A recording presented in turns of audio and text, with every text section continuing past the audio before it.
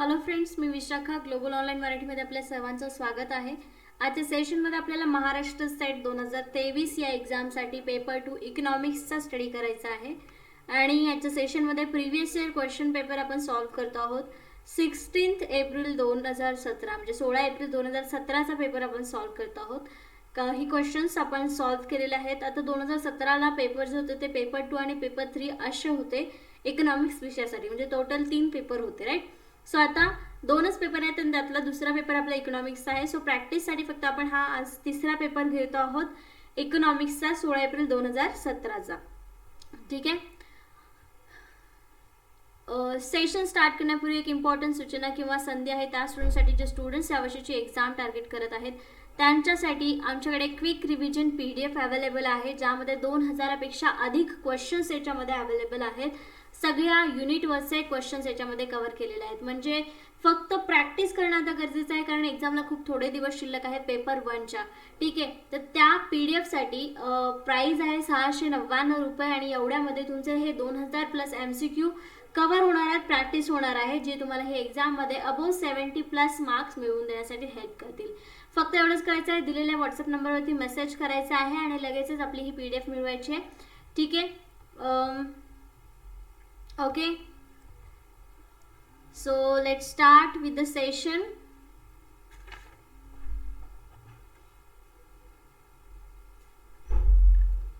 Question 25 पर्यंत आपण केलेले आहेत आणि आज आपण 26 नंबरचा क्वेश्चन करतो आहोत.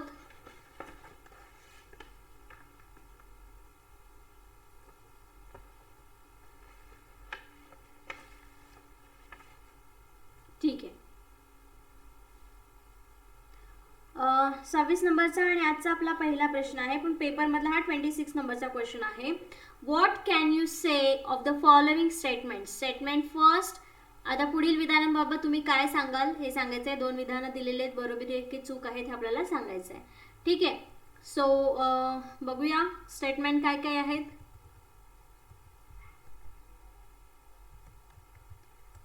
Okay. In the first stage of production the MP of the variable factor is negative. उत्पादनाच्या पहिल्या टप्प्यात MP अस्थिर गुणक पद नकारात्मक असतात. ठीक आहे. MP काय म्हणले, फर्स्ट स्टेज प्रोडक्शनच्या फर्स्ट स्टेज मध्ये MP व्हेरिएबल फॅक्टर निगेटिव्ह असतो. निगेटिव्ह असतो का तो पहिल्या स्टेज मध्ये? नो. म्हणजे हा कसा असणार आहे इथे, वेट, हा let me take the pen. Okay. हा पहिलं स्टेटमेंट कसं येणार आहे, इथं चुकीचं येणार आहे. काय, रॉंग येणार आहे का, हा निगेटिव्ह नसणार. ठीक आहे. त्याच्यानंतर दुसरं स्टेटमेंट काय सांगताय, in the third stage of production the MP is a fixed factor is negative. ठीक आहे. उत्पादनाच्या तिसऱ्या टप्प्यात MP स्थिर गुणक नकारात्मक असेल. हे पण स्टेटमेंट कसं आहे, इथं चुकीचं आहे. म्हणजे दोन्ही स्टेटमेंट आपले कसे चुकीचे आहेत. मग आपलं करेक्ट आन्सर कुठलं येणार आहे इथे, option C. Both the statements first and second are incorrect. ठीक आहे. विधान पहिलं आणि दुसरं हे काय आहे, दोन्हीही चूक आहे. ठीक आहे. ओके. पुढचा प्रश्न बघूया.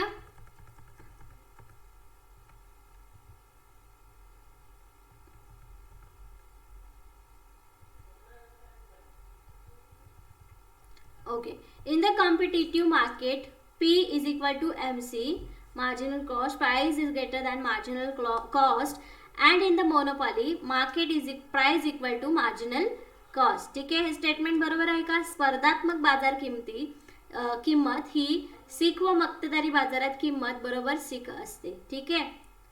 सीख म्हणजे सीमांत खर्च. ठीक आहे. मार्जिनल कॉस्ट आणि किंमत जास्त असते. इथे मक्तेदारी बाजारामध्ये मक्तेदारी बाजारातली किंमत ही सीमांत खर्च एवढी असेल का, नाही. मक्तेदारीमध्ये तर जास्त किंमत पाहिजे ना. मक्तेदारीमध्ये काय करतो, एकच व्यक्ती आहे, विक्रेता एकच आहे म्हटल्यावर प्राइस खूप जास्त लावलेले असते, राईट. मग हे सीमांत खर्च एवढी किंमत असणार आहे का, नाही. म्हणजे हे स्टेटमेंट कसं आहे आपलं चुकीचं आहे. ठीक आहे. नेक्स्ट स्टेटमेंट आहे, since a monopolistic is a sole operator in the market he always bound to make huge profit.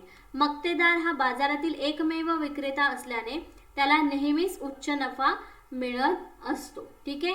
हा उच्च नफा मिळत असतो पण तो नेहमीच मिळत नसतो. ठीक आहे, इथे नेहमीच वर्ड जो आहे त्यामुळे काय म्हटलेलं हे चुकीचं आहे. म्हणजे इथे दोन्ही स्टेटमेंट कसे असणार आहेत, इनकरेक्ट असणार आहेत. मग आपला ऑप्शन इथे करेक्ट कसा असणार आहे, both statements incorrect. Option B इथे करेक्ट असणार आहे. ठीक आहे,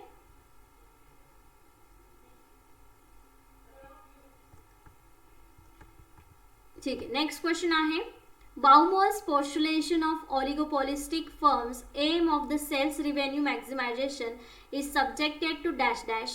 अल्पजनाधिकारी संस्थेचा विक्री उत्पन्न महत्तमीकरणाचा बाउमोलचा दृष्टिकोन डॅश डॅशशी संबंधित आहे. कुठला बाउमोलचा दृष्टिकोन, अल्पजनाधिकारी. ठीक आहे, पॉस्ट्युलेशन ऑफ ऑलिगोपॉलिस्टिक फर्म्स. ऑप्शन्स आहेत minimum loss constraint, minimum profit constraint, maximum profit constraint, maximum loss constraint.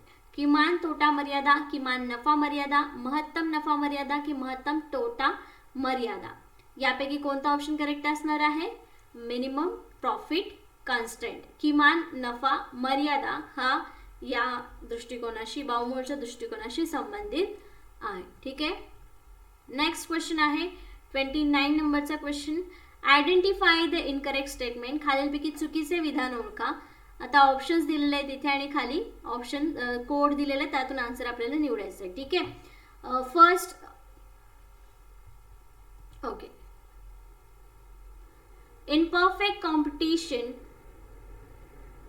Competition market price elasticity for the product is infinite. पूर्ण स्पर्धेच्या बाजारात वस्तूच्या मागणीची लवचिकता अनंत इतकी असते. बरोबर आहे statement. In monopoly market cross elasticity of demand for commodities is near zero. मक्तेदारी बाजाराच्या वस्तूच्या मागणीची छेदक लवचिकता जवळजवळ शून्य इतकी असते. हे पण स्टेटमेंट बरोबर आहे. In the monopoly market entry in to the market is easily possible. एकदम सगळ्यात पहिलं मक्तेदारीचं वैशिष्ट्य कुठलं असणार आहे की त्याच्यामध्ये फ्री एंट्री नसते किंवा फ्री एक्झिट पण नसते. ठीक आहे, म्हणजे सहज एंट्री कोणी करू शकत नाही आणि सहज बाहेरही कोणी जाऊ शकत नाही. आणि हे स्टेटमेंट काय सांगते आपल्याला, in the monopoly market entry in to the market is easily possible. म्हणजे हेच स्टेटमेंट आपलं कसं असणार आहे, इथे चुकीचं असणार आहे. तरी पण आपण चौथे बघूया. In the perfect competition market entry in the market is very easy. Perfect कॉम्पिटिशनमध्ये एंट्री इझी आहे, म्हणजे हे स्टेटमेंट कसं आहे, बरोबर आहे. म्हणजे या क्वेश्चनचा आन्सर आपलं कुठला असायला पाहिजे, चुकीचं स्टेटमेंट 3 नंबरचं असणार आहे. त्याच्यामध्ये कोड जे दिलेला आहे त्याच्यामध्ये डी आन्सरमध्ये तिसरा कोड दिलेला आहे, म्हणून ऑप्शन डी इथे या क्वेश्चनचा करेक्ट आन्सर आहे. ठीक आहे, पुढचा प्रश्न आहे, the kinky oligopoly demand curve theory was first forwarded by dash dash in dash dash. ठीक आहे, अल्प विक्रेताधिकार बाजाराचा बाकदार मागणी वक्र डॅश डॅश याने डॅश डॅश साली मांडला. तर कोणी मांडला आणि कधी मांडला. ऑप्शन्स आहेत Paul स्विझी, Paul सॅम्युएल्सन, Pigou, Paul स्विझी.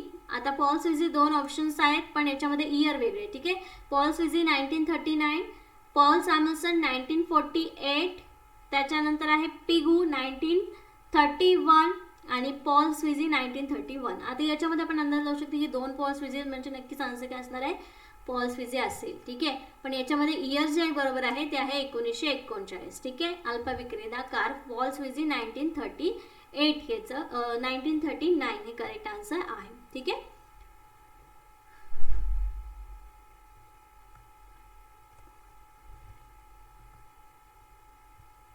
Okay. Next स्टेटमेंटवरचा question आहे आपला असर्शन रिझनिंग वाला 31 नंबरचा. असर्शन आहे, a shift in aggregate demand curve due to expansionary fiscal policy always increase aggregate output in the complete Keynesian model. विस्तारी राजकोषीय धोरणामुळे संपूर्ण Keynes प्रणित प्रतिमानात सकल उत्पादन वाढीस लागते. त्यामुळे सकल मागणी वक्र कुठल्या साईडला सरकतो, इकडे सांगितलं शिफ्ट इन ॲग्रिगेट डिमांड सरकतो. ठीक आहे, मागणी वक्र सरकतो. तर इथे जे आहे तो राजकोषीय धोरणामुळे विस्तार हा मागणी वक्र सरकत नाही. ठीक आहे, राजकोषीय धोरणामुळे सरकत नाही, म्हणून हे स्टेटमेंट आपलं चुकीचं आहे. ठीक आहे, रिझनिंग किंवा याचं रिझन असं दिलं आहे, this happens because aggregate supply curve is always upward sloping in complete Keynesian model.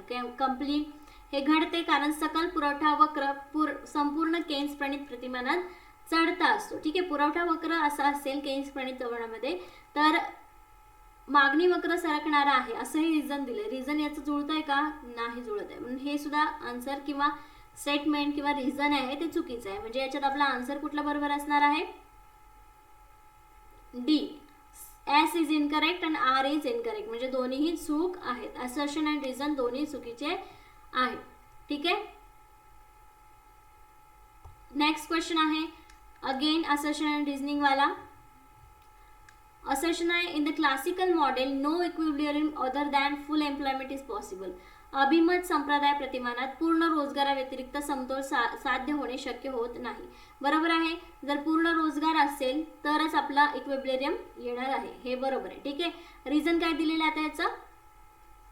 This is insured by the negatively sloping AD curve and a vertical AS curve. ठीक आहे. याची खात्री प्रवणता ऋणात्मक एडी ॲग्रिगेट डिमांड वक्राने अक्षित लंब AS aggregate supply वक्राच्या सहाय्याने होते आणि हे बरोबर आहे. ठीक आहे. हे ॲग्रिगेट डिमांड ॲग्रिगेट सप्लाय आणि फुल एम्प्लॉयमेंट, ठीक आहे, याच्यावरती हे पॉसिबल होतं. म्हणजे हे करेक्ट आन्सर आहे. म्हणजे पहिलं स्टेटमेंट असर्शन बरोबर आहे आणि त्याचं रिझन पण बरोबर आहे. ठीक आहे. Both S and R are correct, म्हणजे ऑप्शन बी इथे करेक्ट आन्सर आहे. ठीक आहे. पुढचा प्रश्न आहे in Mundell Fleming open economy macro economic model balance of payment curve is horizontal when. Mundell Fleming खुल्या अर्थव्यवस्थेच्या समस्त आर्थिक प्रतिमानात आंतरराष्ट्रीय व्यवहार ताळेबंद वक्र समस्तरीय राहील. जेव्हा कधी समस्तरीय राहील, सेम राहील किंवा हॉरिझॉन्टल राहील. ऑप्शन्स आहेत capital mobility is imperfect, capital mobility is perfect, capital mobility is prohibited, capital mobility is fixed quantity. भांडवल स्थलांतर अपरिपूर्ण राहील, भांडवल स्थलांतर परिपूर्ण होईल, भांडवल स्थलांतरणावर बंदी राहील आणि भांडवल स्थलांतराचे परिमाण स्थिर असेल. तर यामध्ये भांडवल स्थलांतर परिपूर्ण होईल, म्हणजे कॅपिटल मोबिलिटी परफेक्ट असेल त्यावेळेस आपल्याला कर्व कसा दिसेल? हॉरिझॉन्टल दिसेल. कशाचा? ओपन मार्केट इकॉनॉमीमध्ये, मॅक्रो इकॉनॉमिक मॉडेलमध्ये बॅलन्स ऑफ पेमेंट कर्व. ठीक आहे. Balance of payment curve. Okay. Next question आहे इन द ग्रोथ लिटरेचर बेटा कव्हर्जन्स रेफर्स टू.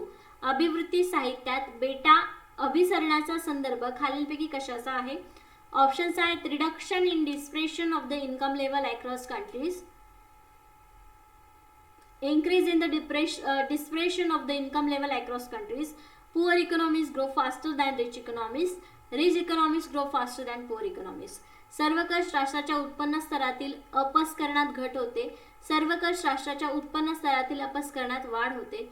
गरीब अर्थव्यवस्था श्रीमंत अर्थव्यवस्थेपेक्षा अधिक वेगाने विकसित होतात आणि श्रीमंत अर्थव्यवस्था गरीब अर्थव्यवस्थेपेक्षा अधिक जोमाने विकसित होतात. आणि याचं करेक्ट आन्सर आहे ऑप्शन सी, गरीब अर्थव्यवस्था. Poor economies grow faster than rich economies, हे याचं करेक्ट आन्सर आहे. याच्याशी रिलेटेड आहे लिटरेचर ग्रोथ लिटरेचर बेटा कव्हर्जन्स. ओके.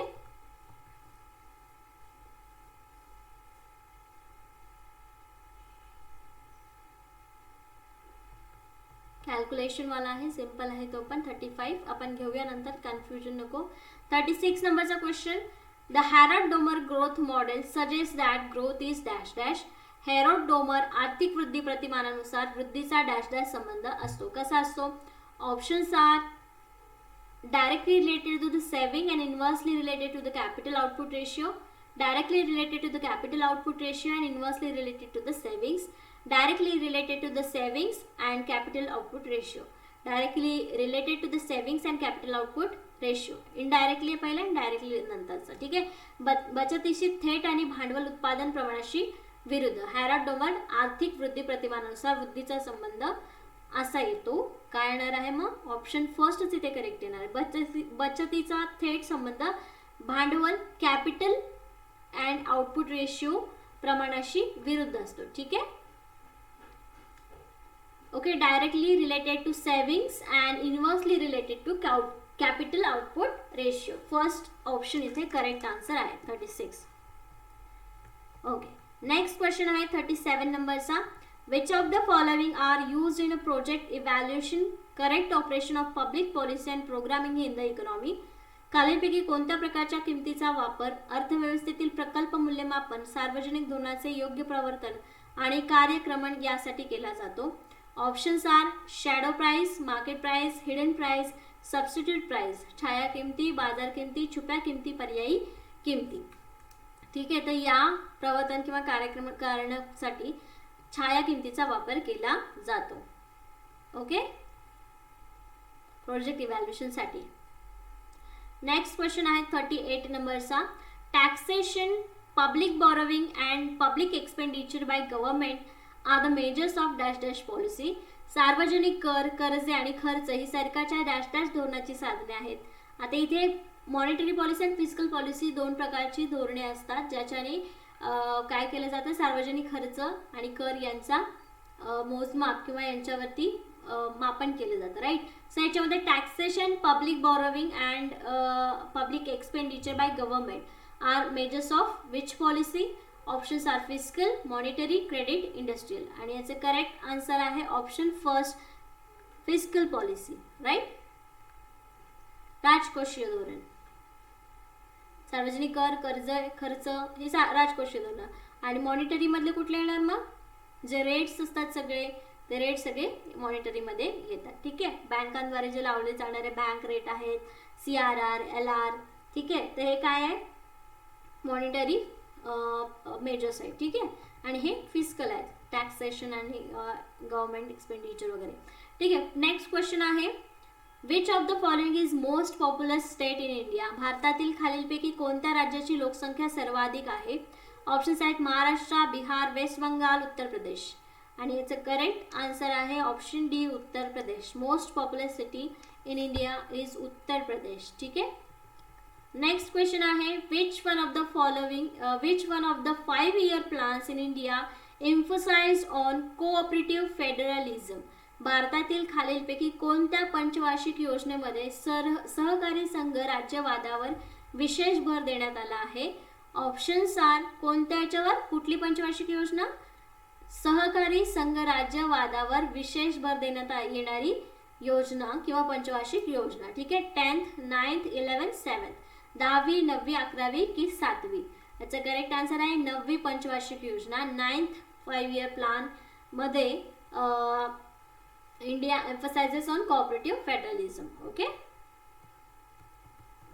नेक्स्ट क्वेश्चन आहे, फिल अप द ब्लँक्स, रिकाम्या जागा भरा. आणि प्रश्न आहे, in recent years the revenue from the both excise and custom have shown dash dash trend as percentage of gross tax revenue.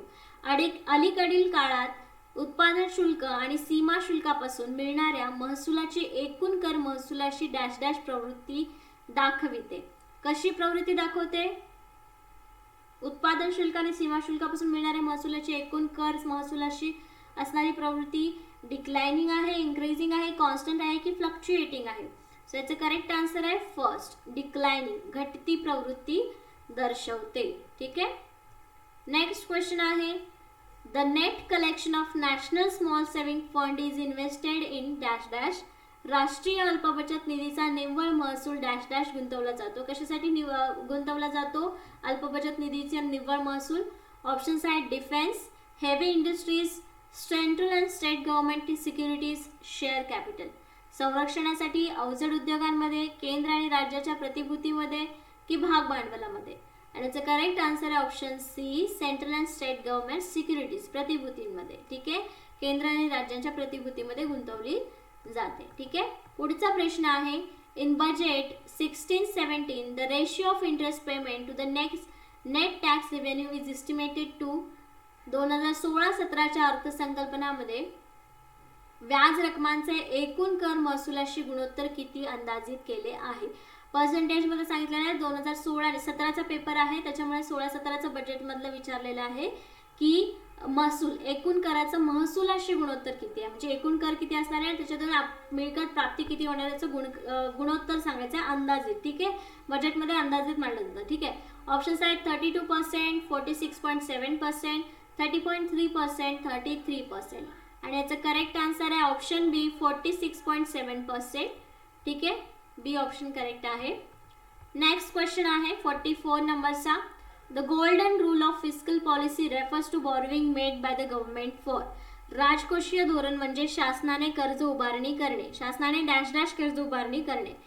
कशासाठी. Options आहेत current expenditure, financial fiscal deficit, meeting financial crisis, investment. चालू खर्चासाठी, राजकोषीय तुटीची वित्त व्यवस्था करण्यासाठी, वित्तीय अरिष्ट टाळण्यासाठी की गुंतवणुकीसाठी? याचा करेक्ट आन्सर आहे ऑप्शन डी, इन्व्हेस्टमेंटसाठी. Golden rule of fiscal policy म्हटलेलं आहे, राईट. मग हे कशासाठी घेतलं जातं? इन्व्हेस्टमेंटसाठी. ओके. नेक्स्ट क्वेश्चन आहे 45 नंबरचा. In which budget the centrally sponsored scheme were restructured and classified into 66 programs for effective implementation. केंद्र पुरस्कृत योजनांची प्रभावी अंमलबजावणी करण्यासाठी त्यांनी पुनर्संरचना आणि 66 योजनांमध्ये वर्गीकरण कोणत्या अर्थसंकल्पनात केलेले आहे? ठीक आहे. केंद्र पुरस्कृत योजनांची प्रभावी अंमलबजावणी करण्यासाठी. ठीक आहे. ऑप्शन्स आहेत बजेट 2015-16, बजेट 2014-15, बजेट 13-14, बजेट 11-12. आणि याचं करेक्ट आन्सर आहे ऑप्शन बी, बजेट 14-15. ठीक आहे. 2014 आणि 15च्या बजेटमध्ये या अंमलबजावणीसाठी या योजनांचे वर्गीकरण अर्थसंकल्पनामध्ये केले होते, अर्थसंकल्पात केले होते. ठीक आहे. नेक्स्ट क्वेश्चन आहे 46 नंबरचा. अन accommodating capital inflow a country employs. एखाद्या देशातील सामावून घेणारा भांडवलाचा अंतर्प्रवाह डॅश डॅश असे ध्वनित करतो.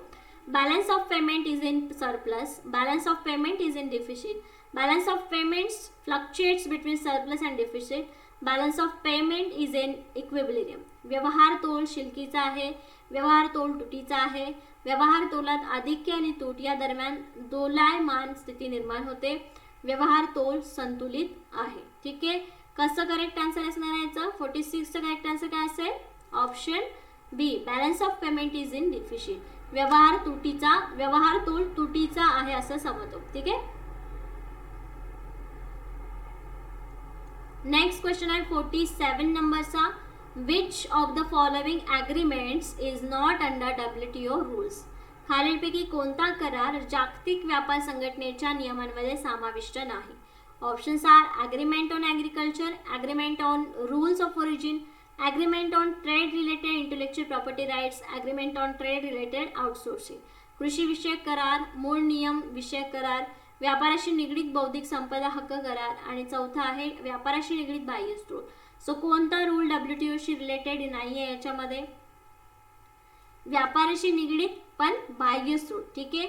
Agreement on trade related outsourcing याच्याबद्दल जागतिक व्यापार संघटनेच्या नियमामध्ये समाविष्ट नाहीये हा करार. ओके. ओके. नेक्स्ट क्वेश्चन आहे मॅच द फॉलोइंग वाला 48 नंबरचा. ठीक आहे. थोडे मोठे मोठे दिसत आहेत. कोणी काय म्हणलेलं हे सांगायचं आहे फक्त.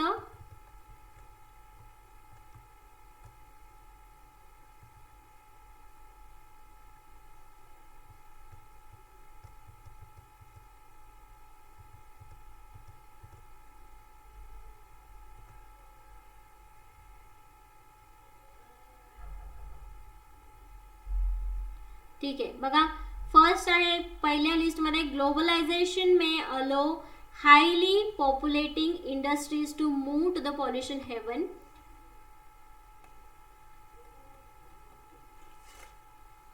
ठीक आहे. दुसरा आहे द एन्व्हायरमेंटल कुझनेट कर्व्स. तिसरा आहे ॲक्टिव्हिस्ट ट्रेड पॉलिसी ॲग्रीमेंट. त्याच्यानंतर the new theory of strategic trade policy. ठीक आहे.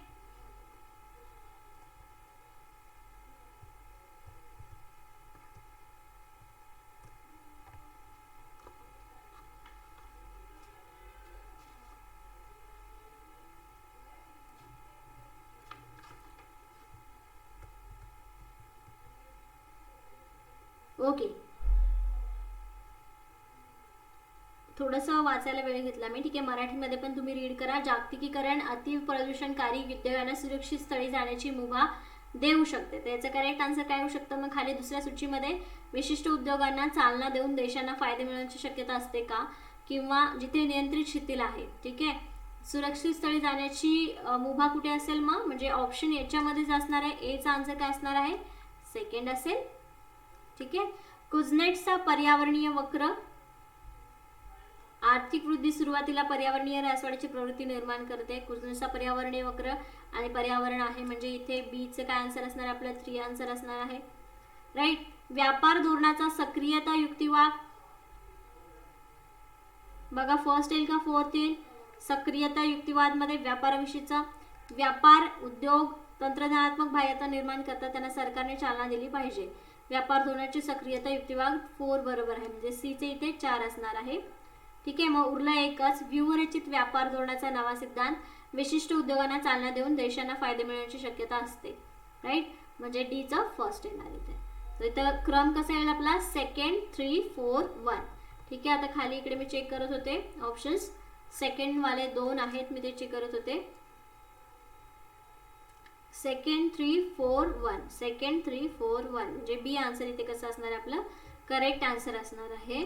ठीक आहे, ओके. नेक्स्ट क्वेश्चन आहे, in an economic transaction is entered in the balance of payment as a credit if it leads to. एखादा आर्थिक व्यवहार तोलाचा जमा खाती तेव्हा वर्ग केला जातो जेव्हा त्यातून डॅश डॅश. कधी केला जातो? ऑप्शन्स आहेत the receipt of payments from foreigners, a payment to the foreigners, a surplus in a current account, a surplus in the capital account. परकीयांकडून प्रदान प्राप्ती होते, परकीयांना प्रदान केले जाते, चालू खात्यावर अधिक्य राहते, भांडवली खात्यावर अधिक्य राहते. आणि याचं करेक्ट आन्सर आहे option first the receipt of payments from foreigners. बाहेरच्या परकीय व्यक्तींकडून प्रदान प्राप्ती होते त्यावेळेस आर्थिक व्यवहाराचा जमा खाती वर्ग केला जातो. ठीक आहे, ठीक आहे. नेक्स्ट क्वेश्चन आहे आणि आजच्या सेशनचा आपला हा लास्ट क्वेश्चन आहे. सॉरी, लास्ट क्वेश्चन, शेवटचे आणखीन 25 क्वेश्चन जे आहेत ते आपण नेक्स्ट सेशनमध्ये करणार आहोत मंडेला. ठीक आहे, सो आजचा हा लास्ट क्वेश्चन आहे. In an open economy policy makers try to maintain internal balance that is characterized by. खुल्या अर्थव्यवस्थेत धोरणकर्ते अंतर्गत संतुलन राखण्याचा जो प्रयत्न करतात त्याचे प्रमुख वैशिष्ट्य म्हणजे काय वैशिष्ट्य असणार आहे? ऑप्शन्स आहेत current account level that is neither so negative nor so positive, the high value of domestic currency, export exceeding imports, full employment and stable price level. ठीक आहे, चालू खात्याची पातळी अशी की जी फार ऋणही नाही आणि धनही नाही, स्वदेशी चलनाचे मूल्य उच्च असणे, आयातीपेक्षा निर्यात अधिक असणे, पूर्ण रोजगार आणि स्थिर किंमत पातळी. सो याचं करेक्ट आन्सर आहे ऑप्शन डी. कधी येऊ शकतं याचं कॅरेक्टरिस्टिक्स किंवा याचं वैशिष्ट्य काय आहे? पूर्ण रोजगार आणि स्थिर किंमत पातळी हे याचं वैशिष्ट्य आहे. खुल्या अर्थव्यवस्थेत धोरणकर्ते अंतर्गत संतुलन राखण्याचा प्रयत्न करतात त्याचं हे प्रमुख वैशिष्ट्य आहे. ठीक आहे, so that's it for today. Thank you for today's session. Next सेशनमध्ये आपण आणखीन हे 25 क्वेश्चन बघूया आणि त्यानंतरच्या सेशनमध्ये मग आपण जे काही एक्झामसाठी इम्पॉर्टंट आहे त्याच्या समरी नाही, ॲक्च्युली आधी आपल्याला मॅथमॅटिकल इक्वेशन्स घ्यायचे आहेत, मॅथमॅटिकल क्वेश्चन्स घ्यायचे आहेत जे इकॉनॉमिक्समध्ये येत असतात. राईट, त्याच्यानंतर मग इम्पॉर्टंट घ्यायचे आहेत. राईट, सो नेक्स्ट वीकपासून आपलं सगळ्या रिव्हिजन स्टार्ट होईल. ठीक आहे, थँक्यू फॉर टुडेज सेशन.